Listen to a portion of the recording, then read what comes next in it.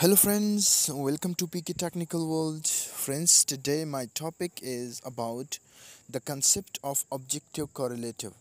दोस्तों, आज की इस वीडियो में मैं आप लोगों को ऑब्जेक्टिव कोरिलेटिव के बारे में बताऊंगा कि ऑब्जेक्टिव कोरिलेटिव का जो कंसेप्ट है ये किसने इंट्रोड्यूस किया है, इसको पॉपुलराइज किसने किया है, ठीक है। इसका डेफिनेशन क्या है, इसके एग्जाम्पल कौन कौन से हैं।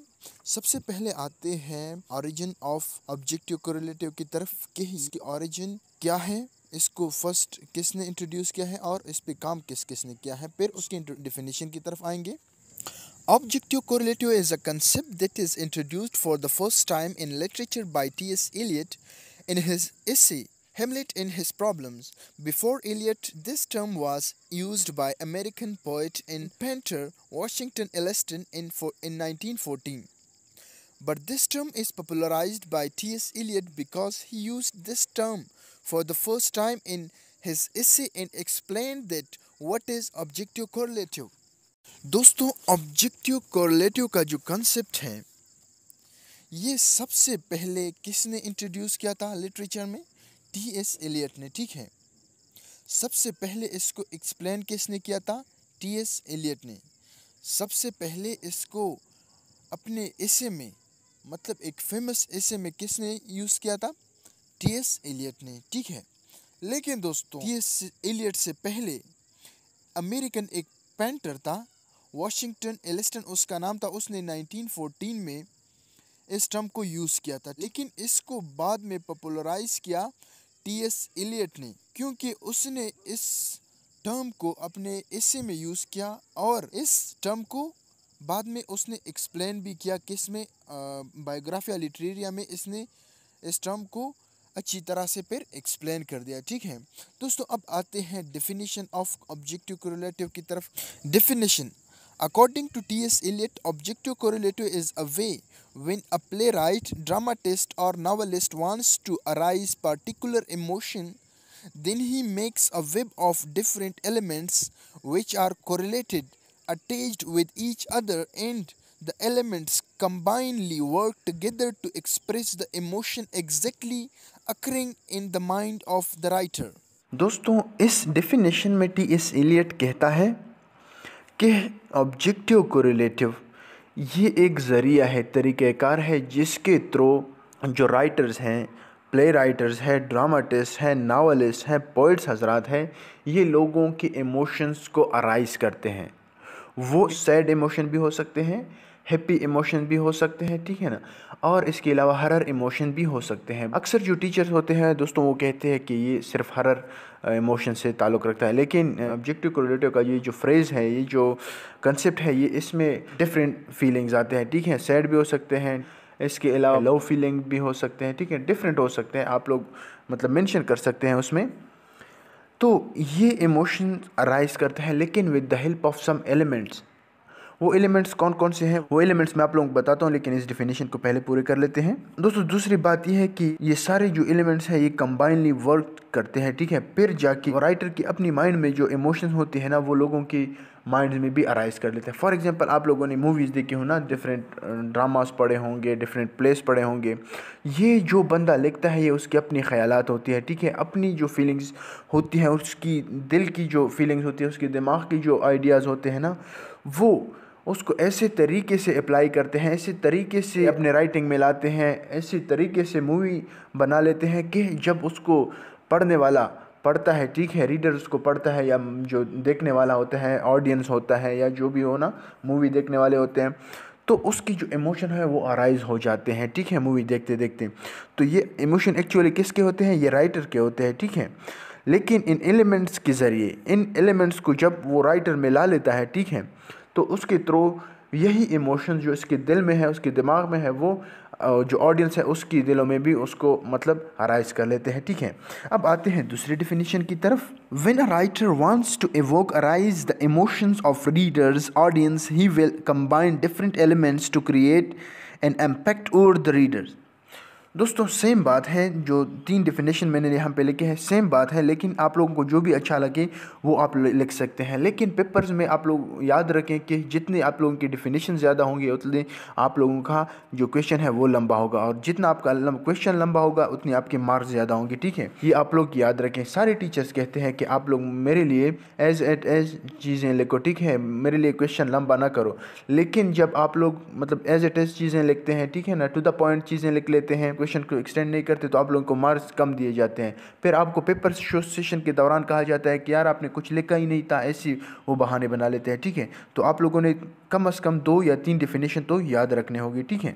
दोस्तों इस डेफिनेशन में कहते हैं कि जब एक राइटर चाहता है कि उनकी जो अपने इमोशंस है, अपनी फीलिंग्स है, वो लोगों के दिलों में अराइज करे, तो उसके लिए वो क्या करता है, डिफरेंट एलिमेंट्स को वो कंबाइन करता है, ठीक है। डिफरेंट एलिमेंट्स को कंबाइन करने के बाद जो उसकी इमोशंस होती हैं वो लोगों के दिलों में क्या है, अराइज हो जाती है। उसका इम्पैक्ट जो होता है वो रीडर्स पर तब पड़ता है, ठीक है। वो एलिमेंट्स का क्रोनोलॉजिकल ऑर्डर जो है वो भी ज़रूरी है, क्योंकि जब एलिमेंट्स क्रोनोलॉजिकल ऑर्डर में ना हो तो कोई फीलिंग्स अराइज नहीं होती, ठीक है।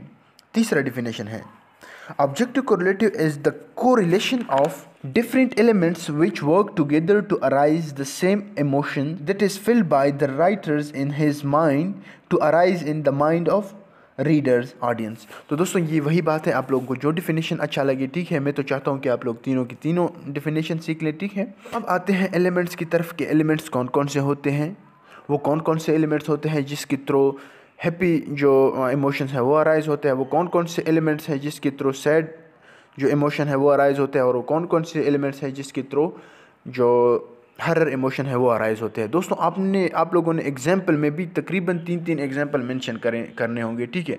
जितने आप लोगों के एग्जाम्पल अच्छे होंगे और आप लोगों के एग्जाम्पल ज़्यादा होंगे तो आप लोगों के मार्क्स अच्छे होंगे, ठीक है।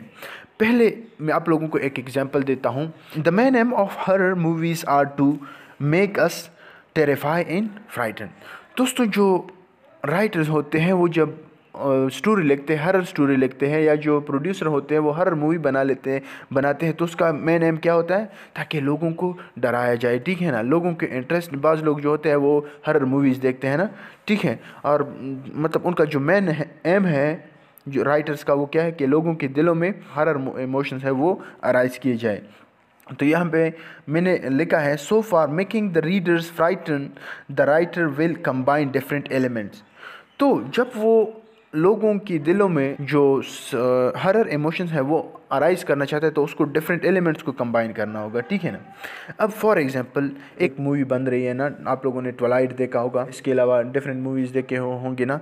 तो क्या होता है कि फ़र्स्ट वो लोकेशन आप लोग देखें ना कि एक जंगल होता है, बहुत बड़ा जंगल होता है, ठीक है। उसमें एक घर होता है, या पहाड़ी इलाका होता है उसमें एक घर होता है। तो क्या होता है कि वहाँ पे कोई या न्यू फैमिली आ जाती है, या ओल्ड फैमिली के साथ कोई वाक़या हो जाता है ना, तो वो लोकेशन जो है वो हरर सी होती है ना। वो मतलब कोई दूसरा घर नहीं होता और वहाँ पे एक ही घर होता है।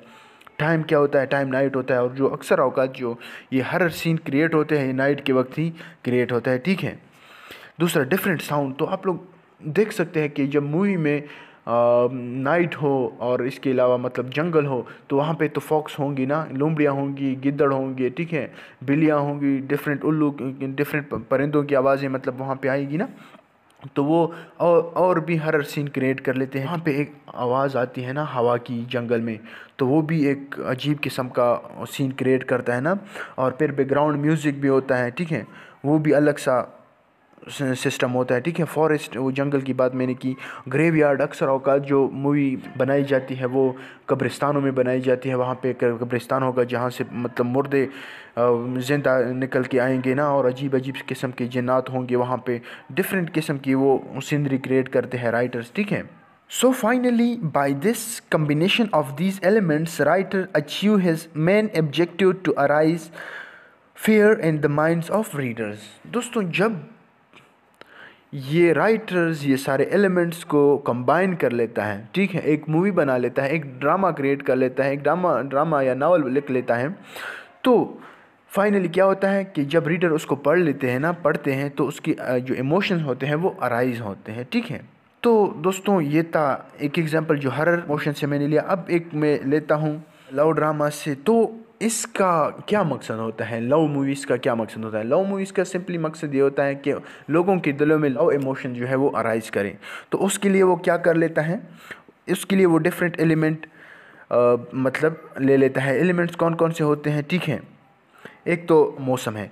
मौसम क्या होगा अगर एक लव इमोशन को अराइज करने की कोशिश करता है? क्या दोस्तों आप लोगों ने अभी तक देखा है किसी मूवी में ख़ज़ान के वक्त कोई लव इमोशन अराइज किया होगा? हाँ, होता है एक्सेप्शनल केसेस में, लेकिन अक्सर औकात जो मूवीज़ होते हैं उसमें जब लव इमोशंस को अराइज करने की कोशिश करते हैं ना, जो सॉन्ग्स होते हैं उसमें उसको ऐसी जगहों पे वो सॉन्ग्स शूट किए जाते हैं जहाँ पे गार्डन हो, ठीक है, जहाँ पे माउंटेन्स हो, ठीक है, जहाँ पे जो वेदर है वो ख़ज़ान का हो, ठीक है, डिफरेंट किस्म की खूबसूरती हर तरफ होती है ना, पूल होते हैं, ठीक है, मौसम जो होता है वो ज़बरदस्त किस्म का होता है ना। और अक्सर औकात जो मूवीज़ होते हैं वो मॉर्निंग टाइम को ही शूट किए जाते हैं, तो सारा जो सिस्टम होता है वो ज़बरदस्त किस्म का होता है। दूसरी बात क्या है कि सीज़न जो है वो स्प्रिंग का ही होगा। एक्सेप्शनल केसेस में वेदर जो है वो विंटर भी हो सकता है, समर भी हो सकता है, लेकिन अक्सर औकात जो है मूवीज़ जो होते हैं या जो ड्रामास होते हैं उसमें डिपिक्शन की जाती है स्प्रिंग सीज़न की, ठीक है ना। जब स्प्रिंग सीज़न हो,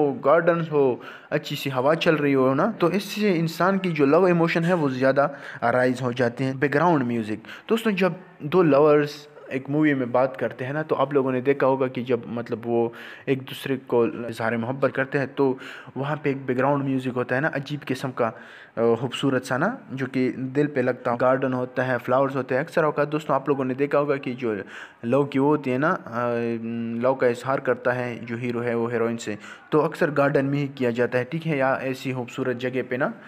तो वो जब एलिमेंट्स आपस में मिला लेते हैं ना राइटर्स, तो लोगों की जो लव इमोशन है वो अराइज होते हैं, ठीक है।